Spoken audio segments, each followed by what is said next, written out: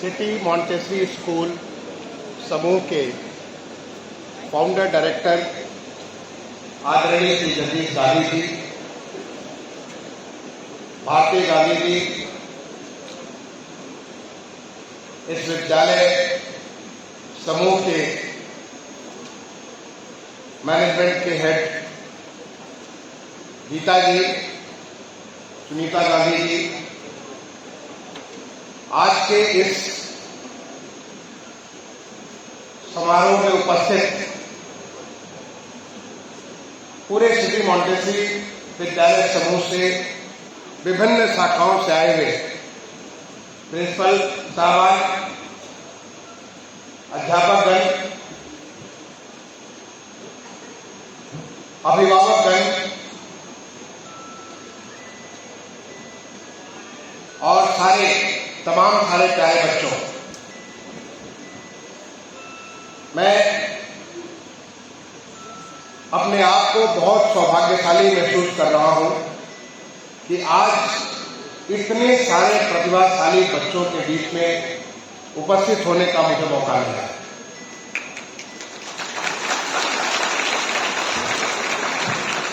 आप सबने जो तभी परिणाम घोषित किए गए आईएससी क्लास 12 में और आईसीएसई क्लास 10 में, उसमें अपनी प्रतिभा का एक बहुत बड़ा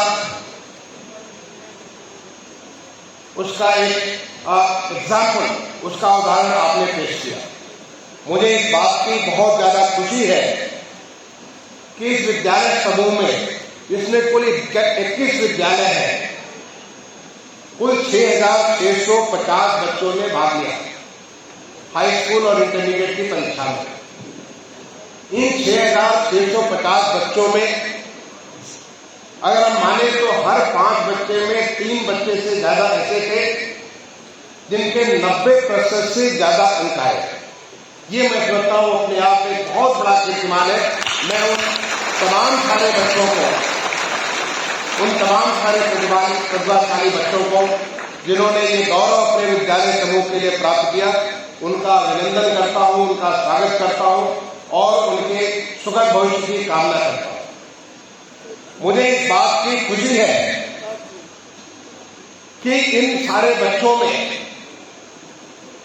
74 बच्चे ऐसे हैं जिनका 99% से भी कहीं ज्यादा है। ये अपने आप में बहुत बड़ा कीर्तिमान है। 99% से ज्यादा होना 74 बच्चों का, वो 6,650 बच्चों में, यानी 1% से ज्यादा बच्चे 90% के ऊपर है। उन तमाम सारे बच्चों को, उनको मैं अपनी तरफ से उनका बहुत बहुत अभिनंदन करता हूं, उनको मैं बहुत बहुत बधाई देता हूं। मुझे ये भी बताया गया कि 98% के ऊपर 364 बच्चे, 97% के ऊपर 789 बच्चे, यानी इतनी अच्छी परफॉर्मेंस इस विद्यालय समूह ने की है।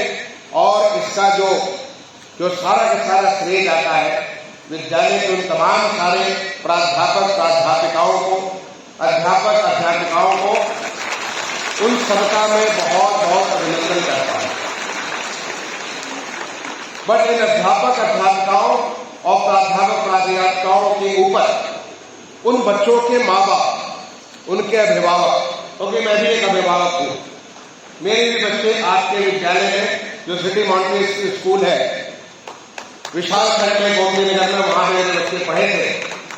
मुझे मालूम हुआ कि अभिभावकों का भी उनके साथ कितना संबंध होता है, कितना मेहनत लगती है उन बच्चों के साथ काम करने में। और खासतौर से जब जगदीश गांधी जी टाइप का एक फास्ट टास्क मास्टर हो, बच्चों को न केवल पढ़ने में बल्कि उनको एक ऑलराउंड पर्सनालिटी डेवलप करने के लिए, एक उनकी ऐसी व्यक्तित्व विकास करने के लिए जिसमें उसका कल्चरल भी हो, स्पोर्ट्स भी हो, एक स्वास्थ्य के प्रति भी उसके एक योगा या अनेक जो चीजें हैं जो कि आवश्यक है, क्वालिटी गुणवत्ता के प्रति उसकी एक समझ हो, आगे बढ़ने की एक ललक हो, इस प्रकार का एक बहुमुखी चतुर्मुखी व्यक्तित्व विकास का जो कार्य जगदीश गांधी जी करते हैं या उनके समूह के द्वारा जो विद्यालय जो करते हैं, ऐसे में जो हमारे अभिभावक हैं, जो माँ बाप हैं, उनकी जिम्मेदारी और ज्यादा बढ़ जाती है। मुझे स्मरण है, मेरी बिटिया जब वहां पढ़ती थी, वहां से जापान गई और जापान से एक काउंटर में वहां से एक दूसरी बच्ची आकर के मेरे परिवार में आगे ठहरी। नतीजन एक दूसरी बच्ची उसके बाद फिर दोबारा आ गई और वो भी आकर के मेरे परिवार में ठहरी थी। और हमें, जब मेरी बिटिया जापान गई थी तो उसको लैंग्वेज नहीं आता था, लेकिन उसको वो सब कुछ काम करना होता था जो उस परिवार में करते हैं। और जब उनकी बेटी वहां पे हमारे आई थी, उसके साथ में उसकी दादी भी आई और दादी को कुछ नहीं आता, न अंग्रेजी आती थी न हिंदी आता था, तो वो जापानी में और हम उनके साथ हमारी जो मानवीय भाषा है, जो मानवीय संवेदनाओं को आप समझ सकते हैं, उस भाषा में बात कर सकते थे। उनके साथ हम जयपुर भी गए, बनारस भी गए, उनको ले जाकर के सब कुछ दिखाया, हिंदुस्तान की ताकत दिखाई। लेकिन वो भी एक ऐसे अभिभावक के रूप में हमारे लिए एक चुनौती। तो मैं इस सब के लिए जो हमारे जो माँ बाप, जो अभिभावक है, उन लोगों ने जिन्होंने इन बच्चों के पीछे बैठ करके मेहनत की है, उन तमाम लोगों का बहुत बहुत अभिनंदन करता हूं। उनका आज मैं बहुत अपने तहे से उनको शुक्रिया अदा करता हूं, क्योंकि ये बच्चे आपके तो बच्चे हैं ही, लेकिन ये हमारे देश के बच्चे हैं। आप हमारे देश के लिए, इस देश के विकास के लिए, इस देश को आगे बढ़ाने के लिए इन बच्चों की एक फसल आप तैयार कर रहे हैं। आप अपनी जिम्मेदारी से निभा रहे हैं, जो कि आपकी एक माँ बाप के रूप में उत्तरदायित्व बनता है, आपका अभिभावक के रूप में उत्तरदायित्व बनता है। लेकिन उसके ऊपर आप अपने देश का उत्तरदायित्व में बात कर रहे हैं कि उससे हमारा देश जो आगे बढ़ेगा, इन बच्चों की नींव जितनी मजबूत होगी, उतनी ही वो आगे चलकर उतनी मजबूती देश के विकास के लिए है। मैं उन तमाम सारे लोगों को जो इसके साथ अदर रूप में उनकी जो तमाम जो उनकी प्रतिभा का निखार करने के लिए, जैसे कि आपने देखा अभी एक म्यूजिकल टीम यहाँ पे इतना बढ़िया आपके सामने परफॉर्मेंस प्रदर्शन कर रही थी। वो म्यूजिक के टीचर है स्कूल में, हर विषय के टीचर है स्कूल में। तो अगर हम समझे कि केवल गणित, हिंदी, इंग्लिश और मैथमेटिक्स और सोशल साइंसेज ही नहीं, बल्कि जो ऑलराउंड विकास करने के जो तमाम सारे लोग उसके पीछे हैं, आपको मालूम नहीं कि किस चीज से, किस प्रकार से उस बच्चे का आगे के लिए रास्ता बन रहा है। मैं पीछे आपके विद्यालय में यहाँ पे आया था, रोबोटिक्स के बारे में, जो बच्चों के लेबोरेटरी का उद्घाटन करने में आया था, और मैंने देखा रोबोटिक्स आज के डेट में किस प्रकार से ड्रोन के माध्यम से, टेक्नोलॉजी के माध्यम से कैसे हमारा देश बदल रहा है। उन सब चीजों में जो आप जो काम कर रहे हैं, उन तमाम सारे टीचर्स को भी, क्योंकि आपका साथ योगदान इन बच्चों को 90%, 95%, 99% या 99% से ऊपर लाने में नहीं होगा, लेकिन आपका योगदान उन बच्चों की उस प्रतिभा को संजोने में, संवारने में, शार्पन करने में, उसको और तेज करने में जो आपका योगदान होगा, उस योगदान के नाते ये 99% आया। सामान्य तौर पर लोग सोचते हैं कि बच्चे केवल पढ़ने में बहुत अच्छे होने चाहिए, अगर वो पढ़ने में बहुत अच्छे हैं तो आगे बहुत अच्छा करेंगे, ऐसा हमारा भाव था। लेकिन आज हमारा देश बदल रहा है, देश बदलने की एक राह पे चल रहा है, और ऐसे में हमें ऐसे बच्चे चाहिए, आने वाले समय में देश के ऐसे नागरिक चाहिए जो देश की हर जिम्मेदारी को बखूबी निभा सकते हैं।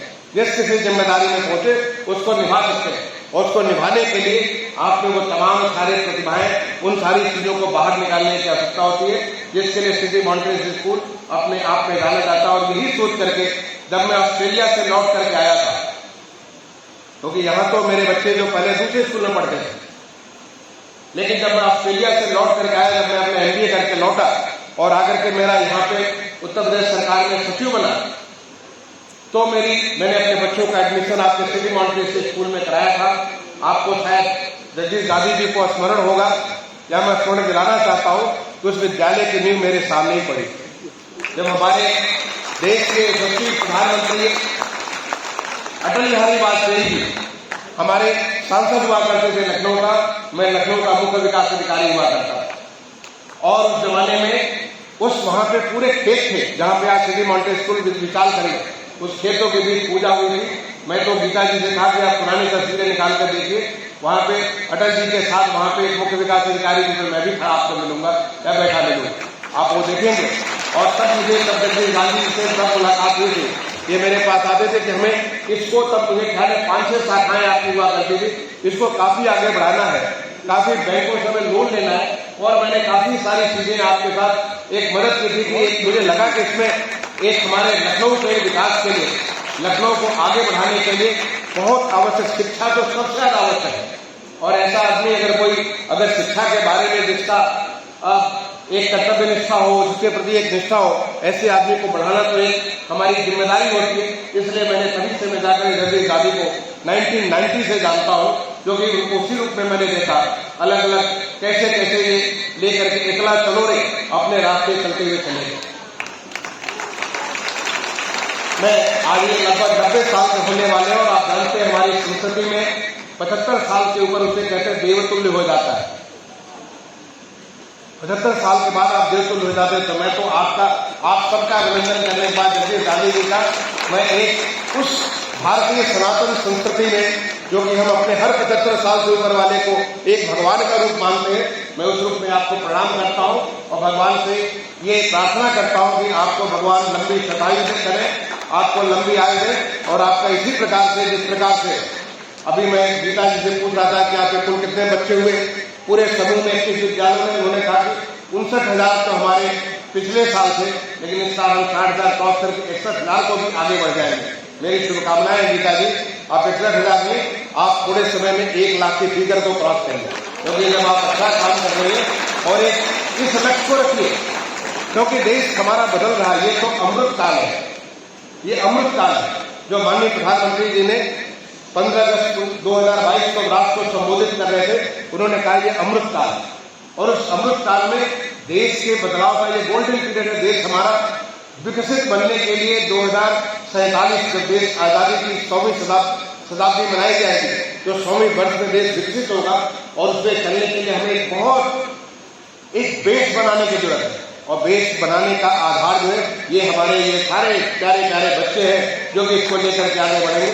तो आप 61,000 नहीं, बल्कि मैं तो आपसे कहूंगा कि आप 1 लाख का लक्ष्य रखिए, और 1 लाख को ज्यादा नहीं, आप 5 साल का लक्ष्य रखिए, 5 सालों में 1 लाख लेके चलना, उस लक्ष्य को प्राप्त करने की कोशिश करिए। मैं इससे पहले कि उन बच्चों, तुमसे मैं सीधे बात करूं, मैं उन बच्चों को एक बार निवेदन करूंगा, सारे के सारे लोग उन बच्चों को देख सकते हैं। मैं सबसे पहले तो मैं अनुरोध करूंगा, ये बेटा है मोहम्मद आर्यन तारिक, जो कि ऑल इंडिया पूरे देश भर में ISC के इम्तहान में नंबर 1 रैंक प्राप्त किया। तारिक कहाँ कहीं भी हो, खड़े होकर के एक बार सामने आ जाओ, इधर सामने आ जाओ, सारे के सारे लोग तालियां बजा करके आपको, बस वही कहीं खड़े हो जाएगा, सारे लोग नजर आने से मैं सारे के सारे लोग इनको आपका प्रशंसा करना चाहूंगा। जो दूसरे रैंक में है ये तनिष सोनकर मैं अनुरोध करूंगा कि वो भी सामने आ जाए। दूसरे रैंक में ही अर्पिता सिंह, दूसरे रैंक में ही आयशा खान। ये तीनों बच्चों को 99.5% प्राप्त हुआ है। इसके बाद जो तीसरे रैंक है, ऑल इंडिया 3rd रैंक, इसमें है अभिदीप शिखर। दूसरे हैं इसमें श्रेयसी गुप्ता, जानवी मिश्रा और आदित्य यादव। ये तमाम सारे जो बच्चे हैं, जो इन चारों बच्चों को 99.25% आया है। यानी हमारे जो 8 बच्चे हैं, इन 8 बच्चों ने पूरे मेरिट में, पूरे देश का जो मेरिट लिस्ट बनी है, उस मेरिट लिस्ट में टॉप 10 में पहला स्थान, दूसरा स्थान और तीसरा स्थान प्राप्त किया। इन सारे बच्चों को मैं कहूँगा कि आप सारे के सारे इसको अभिनंदन करें। इसके अलावा मुझे अभी जगदीश गांधी जी बता रहे हैं कि चौथे स्थान पे सोनाक्षी पांडे, नारायण श्रीवास्तव ये भी सामने आएंगे, आरएसी त्रिपाठी, इष्टा सिंह, आकृति सिंह, यशस्वी पटेल, आस्था शुक्ला, आदित्य प्रभाकर और मानसी मिश्रा। ये सारे 17 बच्चों के लिए मैं कहूँगा, इनके लिए जोरदार ताली के साथ आप सारे के सारे बच्चों का सारे इनका स्वागत करिए, इनका अभिनंदन करिए, इनका तारीफ करिए। मैं इन तमाम बच्चों से इनकी तारीफ के बाद मैं इनसे कहूंगा कि आप जाकर के अपना स्थान लें। आप सबको मेरी बहुत बहुत शुभकामनाएं, बहुत बहुत आशीर्वाद। आप अपना स्थान लें। मैं इसके बाद मैं जो ICSE यानी कक्षा 10 की परीक्षा हुई है, कक्षा के 10 की परीक्षा में जो टॉप 10 में जो इतने सारे बच्चे आए हैं, अनुकृति दिनेश राय, आप कई बार रिक्वेस्ट करूंगा कि वो बच्चे आगे आए। अनुकृति दिनेश राय आगे आए। अनुकृति दिनेश राय, श्रेयस मल्होत्रा, मैं कहूंगा ये बच्चे ICSE वाले बच्चे थोड़ा अलग आ जाए, इस साइड में आ जाए, दूसरे साइड में खड़े हो जाए। नित्या मिश्रा तीसरा स्थान पे है। मोहम्मद सईम सुल्तान तीसरे स्थान पे। सुकृति त्रिपाठी तीसरे स्थान पे। शिवांग कुमार शुक्ला तीसरे स्थान पे। सोनम त्रिपाठी तीसरे स्थान पे। अक्षत यादव तीसरे स्थान पे। हाशिर शेख तीसरे स्थान पे। आशीष शुक्ला तीसरे स्थान पे। ऋतिक पाठक तीसरे स्थान पे। रितिशा पाठक तीसरे स्थान पे। सकीना हसन तीसरे स्थान पे। सर्फ तिवारी तीसरे स्थान पे। निखिल सक्सेना तीसरे स्थान पे। इन सारे बच्चों को तीसरा स्थान मिला, इन्हें 99.4% है। इसके बाद चौथे स्थान पे आदित्य कुमार तिवारी, मैं कहूंगा इस तरह से सीढ़ियों में खड़े बच्चे सारे नजर आने चाहिए। आदित्य कुमार तिवारी, देवांशु कुमार, नक्षत्र सिंह, प्रहर्ष चतुर्वेदी, ऋषिका श्रीवास्तव, उत्कर्ष सिंह, अभिषेक यादव, कुंवर उत्कर्ष, शाश्वत मिश्रा, उत्कर्ष गुप्ता, अंशिका श्रीवास्तव, तनुश्री वासने, ये सारे बच्चों को चौथा स्थान यानी 99.2% है। ये 5वें स्थान पे कुशाग्र गुप्ता, पेशा गर्ग, यशिका सिंह, तरुष सिंह, अंश हुसैन सिद्दीकी, आशी त्रिपाठी, अध्ययन दीक्षित, अश्वान सिंह, जस किरण कौर, काव्या नंदन सिंह, कृतिका अग्रहरी, मोहम्मद तलहा रहमान, नाभ्या गुप्ता, मुकुल बेरी, ऋषभ दीक्षित, श्रेया यादव, अथर्व सिंह सिन्हा, केशव शर्मा, मोहम्मद फैजन खान, प्रखर यादव, अनन्य संघवी, खुशी सिंह, श्रेयस राय, नितान त्रिपाठी और तनिषा श्रीवास्तव, ये सारे बच्चों को 5वां स्थान है। सबको 99% के ऊपर मार्क्स है। मैं ये जो ICSE के कुल मिलाकर के ये 52 बॉयज एंड गर्ल्स हैं, इनके लिए मैं कहूँगा जोरदार तालियों के साथ इसका सब लोग अभिनंदन। बच्चों, मैं आपसे रिक्वेस्ट करूंगा कि अब जाकर के आप अपना स्थान प्राप्त कर लें जहाँ पे आप बैठे हुए हैं। आप सारे के सारे लोग, मैं अच्छा आप खड़े रहने दीजिए, ठीक है, उन बच्चों को देर तक खड़ा होना। मैं इन तमाम सारे बच्चों को ये भी बताना चाहूंगा, मुझे जगदीश गांधी जी ने बताया है कि इन बच्चों को जो नंबर 1 स्थान पाया है पूरे देश में, उसको 2 लाख रुपए और बाकी सारे बच्चों को 1 लाख रुपए, यानी कुल मिला के 70 लाख रुपए का पुरस्कार इन सारे बच्चों को मिलेगा। मैं इसके लिए सिटी मॉन्टेसरी स्कूल के जो इसका मैनेजमेंट ग्रुप है, इसका जो प्रशासन तंत्र है, उसको मैं बहुत बहुत बधाई और बहुत बहुत धन्यवाद भी देता हूँ कि इन बच्चों को आगे बढ़ाने के लिए आपका एक अच्छा कदम है।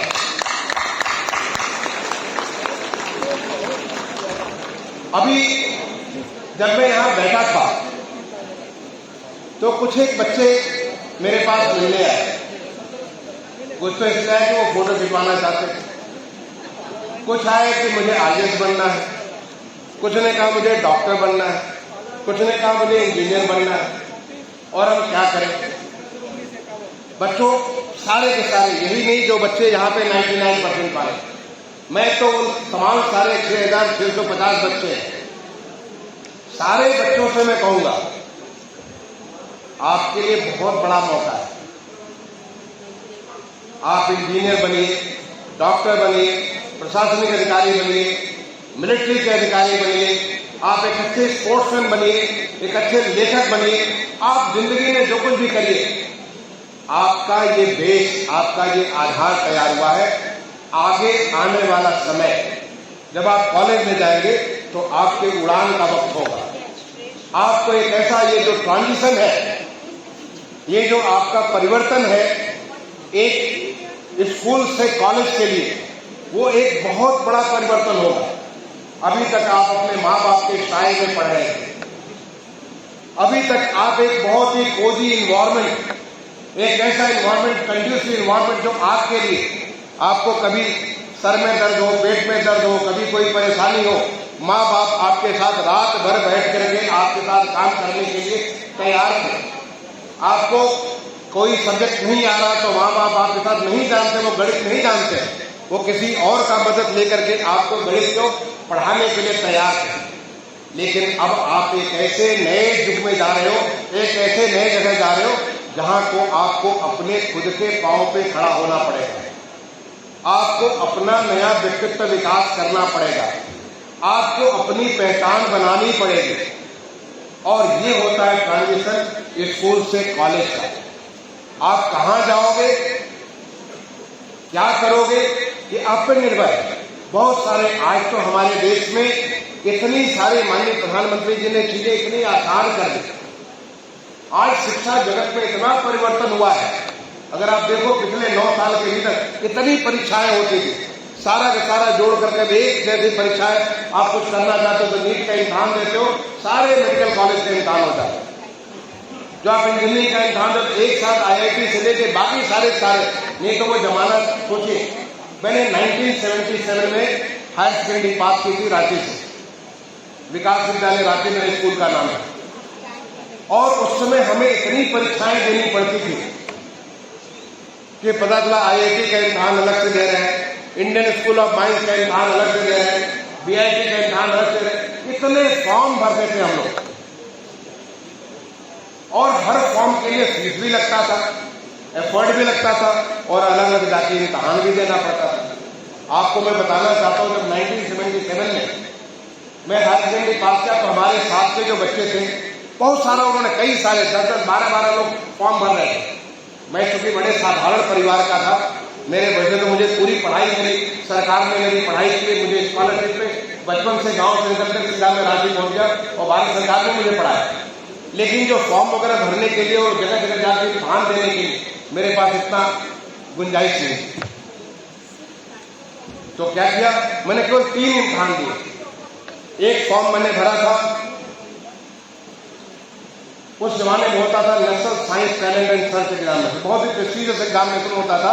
उस इम्तिहान में अगर किसी बच्चे का सिलेक्शन हो जाए तो समझ लीजिए को बड़ा वैज्ञानिक बनेगा। मैंने उस इम्तिहान को दिया। NSTS कहते थे, बाद में वो NTS हो गया, नेशनल टैलेंट सर्च हो गया, जिसमें सारे विषय ला दिए। दूसरा इम्तिहान था JEE, ज्वाइंट एंट्रेंस एग्जामिनेशन, जिससे IIT में बच्चों का इम्तिहान होता है, तो वो हो गया आपका JEE। और तीसरा, लोग हमारे यहाँ कहते थे कि बहुत बढ़िया, जो पेट्रोलियम में अगर आप कोई चला गया तो आपकी जिंदगी बदल गई, उसका Indian school of mines Dhanbad. तो मैंने केवल 3 फॉर्म भरे।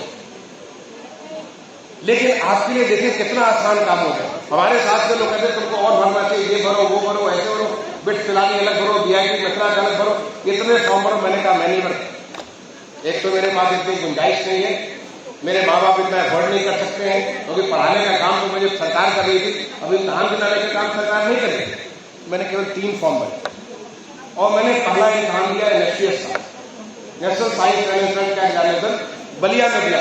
बलिया में मेरे पिताजी पोस्टेड थे, उसमें वहां के प्लानिंग ऑफिस के बड़े बाबू हुआ करते थे। बहुत अच्छा हुआ, क्योंकि मैं पढ़ने में बहुत अच्छा था ही, मुझे लगा कि बिल्कुल पक्का मेरा हो जाएगा, कोई डाउट नहीं। दूसरा इम्तिहान दिया मैंने JEE का, वो बनारस में BHU में इम्तिहान था उसका, और BHU में जाके मैंने JEE का इम्तिहान दिया, वो भी मेरा बहुत अच्छा हुआ।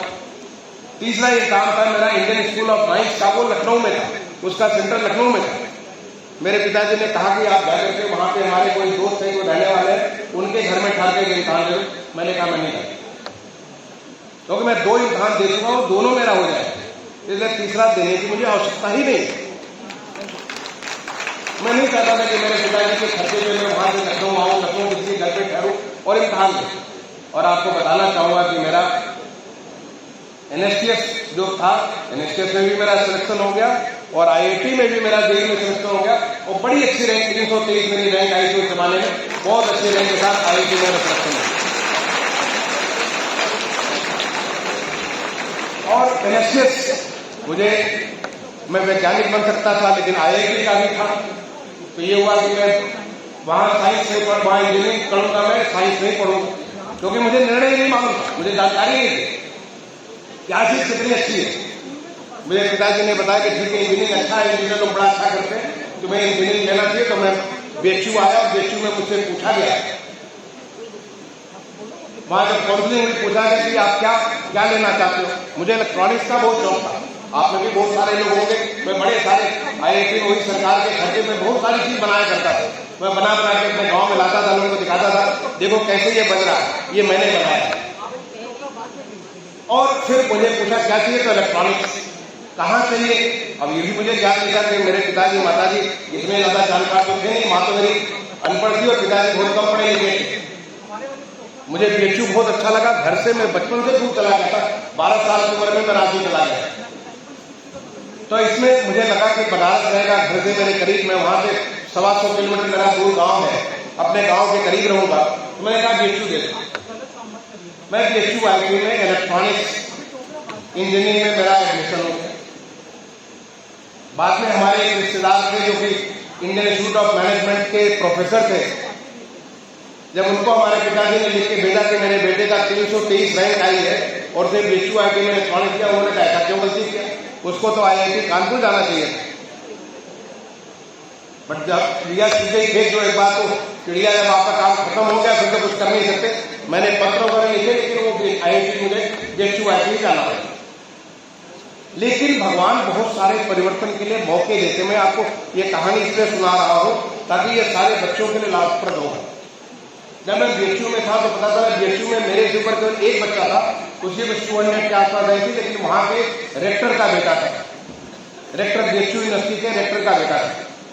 बाकी हॉस्टलर में नंबर 1 था और मेरे बाद रैंक वहां पर 900 के बाद स्टार्ट होती थी BHU IIT में। सारे लोग कहते थे तुम क्यों यहाँ आ गए, अब क्यों आ गए, तो इसका मेरे पास उत्तर था ही। लेकिन उसी बीच में घटना हुई, वो घटना हुई सितंबर अक्टूबर के महीने में, बहुत बड़ा आंदोलन हुआ। ये वर्ष 1969 की बात में कर रहा हूं। उस आंदोलन में मेरे सामने पुलिस ने स्टूडेंट्स को बेरहमी से पीटा, कुछ ऐसी कुछ बदमाशी के बच्चों ने जिसको लेकर पुलिस ने बेरहमी से पीटा। मैं तो देख रहा था, दूर से देख रहा था, और पिटने वाले ज्यादातर इंजीनियरिंग के बच्चे थे, क्योंकि जो बच्चे बदमाश हुए तो भाग जाते हैं। और उसके बाद BHU IIT में 1 महीने के लिए साइलेंट आई कर दी थी। फिर मुझे मौका मिला, मुझे सोचने का मौका मिला कि ये तो जगह मेरे लायक नहीं है। मैंने दोबारा IIT का इम्तिहान दिया। मैंने तय किया मैं दोबारा IIT दूंगा, और अगर वो मेरे दूर के मामा हमारे कहते हैं कि IIT कानपुर जाना, मैंने दोबारा इम्तिहान दिया और फिर मेरी 57 रैंक आई और मैं IIT कानपुर पहुंच गया।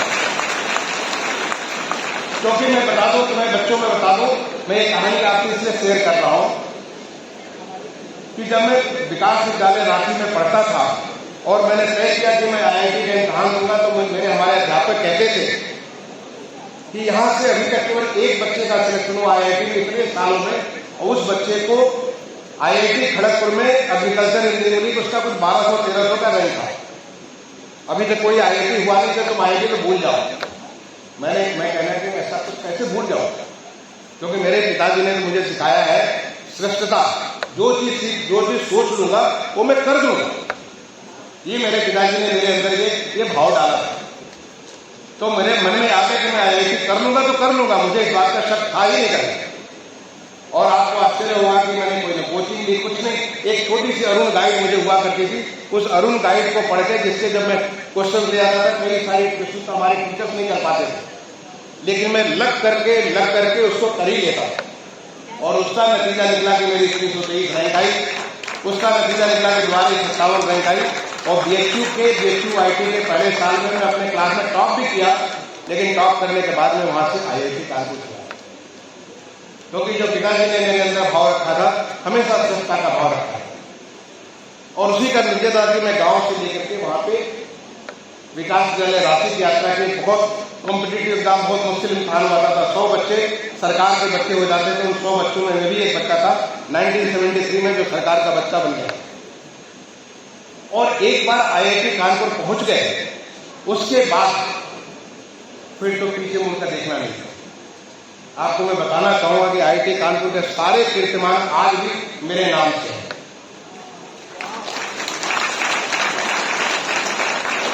IIT कानपुर में जब 1983 में जब कॉन्वोकेशन हुआ था, उस कॉन्वोकेशन में इलेक्ट्रिकल इंजीनियरिंग का जब टॉपर का आया तो मैं सबसे पहले जाके ले आया।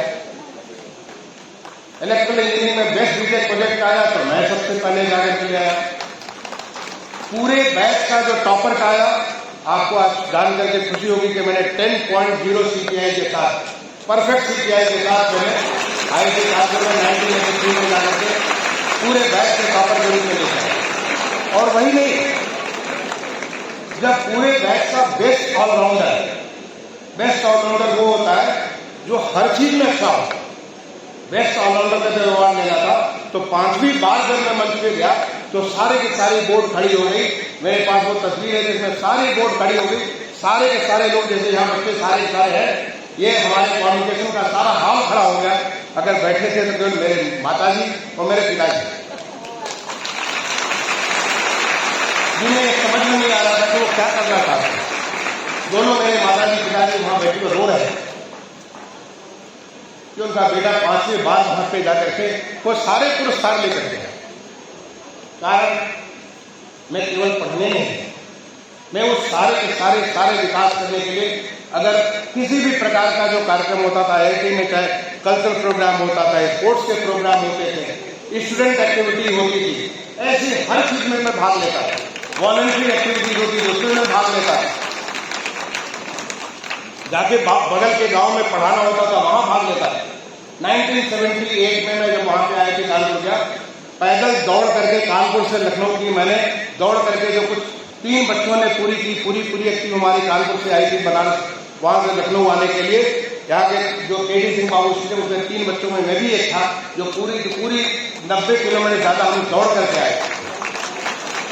अगर कोई साइकिल एक्सपीडिशन होता था तो थोड़ा दूरी लखनऊ से वहां से कानपुर से खजुराहो करीब 250 किलोमीटर ज्यादा, वो करने के लिए मैं वहां जाता। अगर कोई ट्रैकिंग एक्सपीडिशन होता था पहाड़ों पे, वो सारे के सारे मैं लीड किया करता। NCC होता था, NCC को मैं लीड करता। केवल पढ़ाई नहीं, बल्कि पढ़ाई के साथ साथ आपका जितनी सारी एक्टिविटी, मैं बच्चों इसलिए नहीं बताना चाहता कि ये मेरी उपलब्धियां हैं, मैं इसलिए बताना चाहता हूं कि ये सारी चीजें आपके विकास के लिए आवश्यक है। ये ट्रांजिशन है स्कूल से कॉलेज का, और अब तक आप अपने माँ बाप के साये में, आपके माँ बाप जो है आपको एक तरह से प्रोटेक्शन दे रहे हैं, आपको कोई तकलीफ होती थी आपके पास होते थे, लेकिन अब आप एक खुले आकाश के नीचे वो सब कुछ कर सकते हो। आप असीम संभावनाओं के पुतले हो, जो कि कुछ भी कर सकते हो। जो हमारे माननीय प्रधानमंत्री जी कहते हैं, everybody is full of possibilities. ऐसी तमाम सारी चीजें आप कर सकते हो, वहां सोच नहीं सकते। बस एक आपको मौका होना चाहिए, ये देखने का, परखने का मौका होना चाहिए कि जब जो अवसर मिले उस अवसर को कैसे आप लाभ ले सकते। बहुत सारे लोग अवसर मिलते हैं उसको अलग हो जाते हैं। बहुत सारे लोग सोचते हैं कि हम क्यों खेल कूद में भाग लेंगे, क्यों हम अपने विकास करेंगे और चीजों पे करेंगे, हमको पढ़ाई में क्यों ध्यान दें। वो पढ़ाई करके तो मेरे साथ के और भी मैंने देखा कि बहुत पढ़ाई किया उन्होंने, आगे चल करके उनको बड़ी तकलीफ हुई, क्योंकि पढ़ाई तक उनका ध्यान रह गया, उनका ओवरऑल उनका जो चारित्रिक विकास होना चाहिए वो नहीं हुआ। जो एक निर्णय लेने की क्षमता होनी चाहिए वो क्षमता उनमें नहीं है, कि जब आप अलग अलग काम, अलग अलग एरिना पे जाकर के काम करते हो तो आप हर एक में आपकी क्षमता का विकास होता है। कई जगह फेल भी करते हैं, मैं भी बहुत जगह फेल किया, ऐसा नहीं कहता कि मुझे सब जगह पास ही पास, बहुत फेलियर होते हैं, लेकिन फेलियर अपसेट्स नहीं होते। फेलियर से हम ये नहीं समझते कि हम फेलियर हो गए, फेलियर हमारे लिए एक नया मौका देते हैं। आपके लिए बहुत बड़ा एग्जाम्पल, बहुत ऐसा एग्जाम्पल जो सामने आप देख सकते हो। आप सोचिए, जब कोविड का एक वैश्विक महामारी आई है, ऐसे तमाम सारे लोग थे जो कहते थे हिंदुस्तान में 2 करोड़ से ज्यादा लोग तो खत्म हो जाएंगे आबादी। ये तो लोग कहते हैं, इसको याद दिलाते थे, स्पेनिश फ्लू का याद दिलाते थे। लोग तमाम सारी ऐसी विभीषिकाओं को कहते थे जहां पे ये हो जाएगा वो हो जाएगा। लेकिन आपने देखा हमारे माननीय प्रधानमंत्री जी ने कभी भी अपने उसको खोया नहीं। उन्होंने पूरे देश को फ्रंट से लीड किया।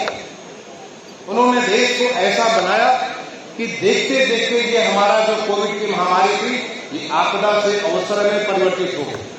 हमारा देश जो कि हमारे पास कुछ भी नहीं था, अगर आप देखें तो न हमारे पास वैक्सीन थी, न हमारे पास वो पी किट थे, न हमारे पास वो वेंटिलेटर थे, न उतने हमारे डॉक्टर्स ट्रेन थे, बहुत कुछ नहीं था। लेकिन इस प्रकार से एक बार जो संकल्प माननीय प्रधानमंत्री जी ने लिया, उस संकल्प के नाते हमारा देश इस आपदा से अवसर निकालते हुए आज आप देखिए दुनिया के क्षेत्र पे कितना आगे बढ़े। हमारा खुद का वैक्सीन है, हमने 1 बार नहीं, 2 बार नहीं, 3 बार सारे लोगों को वैक्सीन दिया हुआ है। हमने तमाम सारे लोगों की जिंदगी को कैसे बचाया हुआ है, कैसे हमारी अर्थव्यवस्था, जब तमाम सारी अर्थव्यवस्थाएं दुनिया की इतने खराब हालत में है, तब हमारी अर्थव्यवस्था कितनी बढ़ गई। और आपको देश का नहीं, आप अपने प्रदेश का तो सोचिए। उत्तर प्रदेश में लोग कहते थे उत्तर प्रदेश तो सबसे पीछे है, यहाँ के तो अस्पताल बेकार है, यहाँ के तो जो है कोई कुछ कर नहीं सकता। सबसे ज्यादा जो है, अगर पूरे हिंदुस्तान में सबसे ज्यादा अगर माइग्रेंट्स जो आए, रिवर्स माइग्रेशन हुआ, शहरों से गांव में लोग आए, कहां पे हुआ? उत्तर प्रदेश में। तमाम सारे बिहार जाना है, बंगाल जाना है, यहाँ जाना है, सब उत्तर प्रदेश से लोग आए और लाखों की संख्या में लोग हमारे उत्तर प्रदेश में आ रहे थे। लोग कह रहे थे पता नहीं क्या हो जाए, कितनी बड़ी विविधता हो जाए। लेकिन उसमें हमारे माननीय मुख्यमंत्री जी ने अपना धैर्य रखा, अपना विश्वास रखा, लोगों पे जिम्मेदारी दी और उस जिम्मेदारी का नतीजा हुआ उत्तर प्रदेश एक बहुत तेजी से बढ़ने वाला, एक अपने आप में अपना तेज, अपना प्रकाश, एक अपना आगे बढ़ने वाला प्रदेश बन करके निकला। और उसी का नतीजा है आज पूरे दुनिया में, पूरे देश भर में उत्तर प्रदेश का एक बहुत बड़ी आभा सामने है। अभी हाल में जो हमारा ग्लोबल इन्वेस्टर समिट हुआ था, इसमें 1-2 लाख नहीं, 35.5 लाख करोड़ रुपए के MOU साइन किए। इतना बड़ा उत्तर प्रदेश एक अवसर बना, वो हमारे माननीय मुख्यमंत्री जी की जो उन्होंने इतने बड़े तकलीफ की घड़ी में, जब पूरी दुनिया एक प्रकार से इससे जो है परेशान थी, तमाम सारी अर्थव्यवस्था निस्तांभूत हो रही थी, ऐसे समय में धैर्य रख करके जो काम किया, तो अगर वो हमारे देश के प्रधानमंत्री पे लागू है, हमारे प्रदेश के मुख्यमंत्री, ये आप सब पे लागू है, क्योंकि आप आने वाले समय के भविष्य। अगर आप बच्चों, जब आप कॉलेज जाओगे, जब किसी बच्चे ने मुझे IAS बनना, बहुत अच्छी बात है, आप IAS बनना बहुत आवश्यक है। आप बनोगे तो आप देश की बड़ी सारी सेवा करने का मौका मिलेगा। लेकिन साथ ही साथ कुछ भी बनोगे तभी वैसी सेवा करने का मौका मिलेगा। आज हमारी जो न्यू एजुकेशन पॉलिसी, जो देश का वातावरण, कहीं से भी जाकर के आप देश के लिए बहुत कुछ कर सकते हो, अपने लिए बहुत कुछ कर सकते हो। लेकिन अगर IAS बनना है या आपको इंजीनियर बनना है, IIT जाना है, तो पहले सोच लो कि मुझे वहां जाना है और अपने को ऐसा बिहेव करना चालू करो। अपने अंदर वो तमाम सारे गुण लाने की कोशिश करो जिससे कि आप पीछे नहीं रह सकते। आप IIT का इम्तहान देते हो, आप IIT का इम्तहान में आप टॉप करोगे, पहले से सोच लो कि मुझे ऐसा करना है। आप में वो क्षमता है, और मैं कहूँगा क्षमता उन बच्चों में भी है जो 90% से नीचे भी मार्क्स लाए। ऐसा नहीं कि 90% ऊपर वालों को ये, उन सब में, क्योंकि ये आपको ये दौड़ थी, वो दौड़ में सब भाग रहे थे, उसमें कुछ थोड़े से आप पीछे रह गए। लेकिन अगर आप अपनी क्षमता को पहचानो, अगर आप अपनी क्षमता को देखो, आप मेहनत करो, क्योंकि आपने दिखाया है, आपने हाई स्कूल ये जो हाई स्कूल इंटरमीडिएट की परीक्षा में आपने जो दिखाया है प्रदर्शन से, अच्छे प्रदर्शन से, वो दिखाया आपकी कड़ी मेहनत, आपने दिखाया आपका दृढ़ निश्चय, आपने दिखाया अपना परिश्रम, आपने दिखाया अपना एक इरादा। और उस चीज को लेकर के अगर आगे बढ़ो तो IIT का इम्तहान हो, NEET का इम्तहान हो, कोई इम्तहान हो, आपके बाद उससे काम नहीं। और अगर हो ही गया तो ऐसा नहीं कि दुनिया आपके वहां पे समाप्त हो जाती है। एक नए रास्ते, कौन जानता है कि भगवान आपके लिए क्या रास्ता बना रखते हैं। किसने देखा है कि हमें तो मालूम ही नहीं था। जब मैं पढ़ता था, जब मैं स्कूल में पढ़ता था, मैं अपने आप को स्टेज वैज्ञानिक बनाना चाहता, लेकिन मुझे क्या मालूम था कि मुझे यहाँ पे प्रशासनिक सेवा में मैं स्टेज वैज्ञानिक बनने वालों की मदद करूँ। आपको कुछ भी आप सोचो। इनफैक्ट हमारे कलाम साहब, हमारे जो एक बड़े चिंतक, बड़े विचारक, देश के राष्ट्रपति हुए हैं, APJ अब्दुल कलाम साहब को आप जानते होंगे, आप बड़े प्यार जानते होंगे। उनका कहना था कि सपने पालो, जब तक तुम सपने नहीं पालोगे कैसे सपने साकार करोगे। और सपने वो पालो जो कि आपको सोने में नहीं नजर आए, जो कि आपको सोने नहीं दे। ऐसे सपने पालो जो आपको सोने नहीं दे, जो आपको हमेशा इस बात के लिए प्रेरणा देते रहे कि आप कैसे आगे बढ़ोगे। बच्चों, मैं आपसे कहूंगा कि आने वाला समय, जब आप स्कूल से लेकर कॉलेज में, किसी भी कॉलेज में जाओ, या जूनियर के IIT में जाओगे, या मेडिकल कॉलेज में जाओगे, या किसी नीट में, हमारे फैशन टेक्नोलॉजी में जाओगे, या किसी फूड में जाओगे, टूरिज्म में जाओगे, इतनी सारी असीम संभावनाएं बन गई।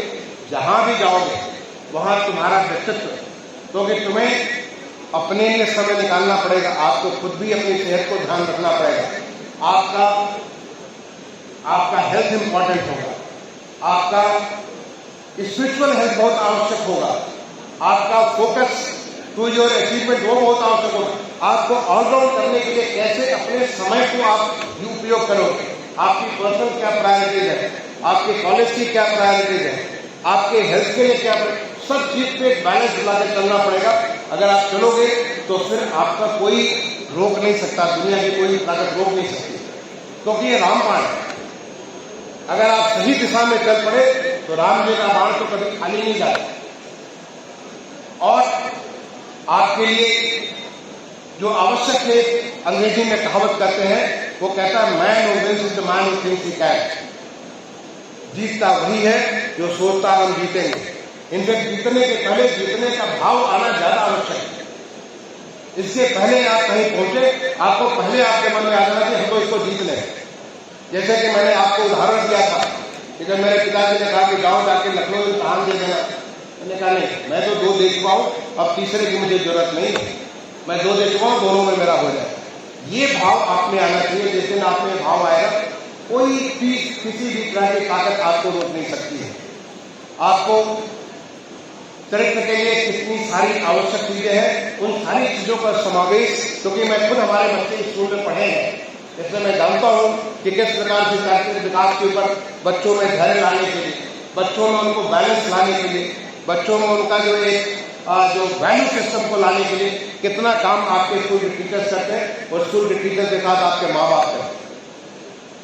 तो जब आपका बेस इतना स्ट्रांग है तो फिर आगे का काम तो आसान होगा।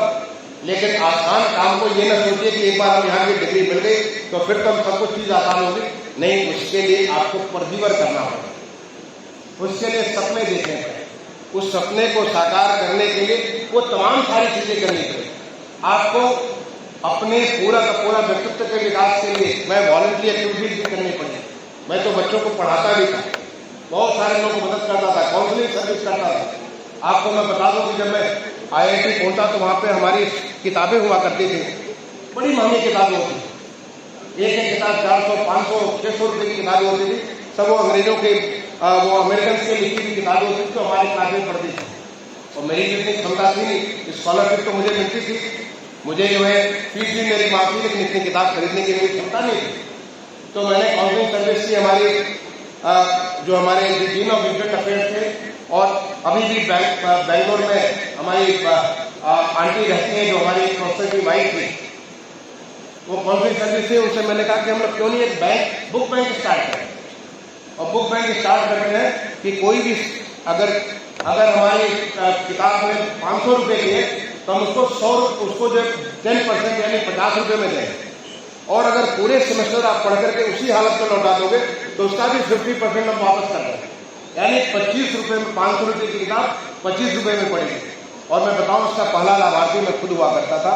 मैंने किताबें, मुझे वहां के हमारे डीन ऑफ स्टूडेंट अफेयर्स में जी.के. लाल साहब, मुझे नाम याद है, जी.के. लाल साहब ने समझ दी, IIT में कुछ पैसे देकर के किताबें खिलवाई, और फिर उससे हम लोग पूरे की पूरे पढ़ाई के दौरान कभी ऐसी कमी नहीं, क्योंकि लाइब्रेरी में तो 5-10 किताबें होती और आप कितना वक्त जाकर इसको रेफर कर सकते हैं। अब आपकी अपनी खुद की किताब हुई और देखते देखते वो बुक बैंक काफी रिच बुक बैंक हो गया। इसी पैसे से वो सारा का सारा उसको चलता चला गया। तो आपको तरीके ढूंढने हैं। आप तरीके जब ढूंढोगे तो तरीके ढूंढ के बहुत कुछ चीज निकाल सकते हो। तो बच्चों, मैं आप सारे लोगों को आज जो आपने इतना बढ़िया प्रदर्शन किया उसके लिए बहुत बहुत बधाइयां देता हूं। आपके माँ बाप को बहुत बहुत बधाइयां देता हूं।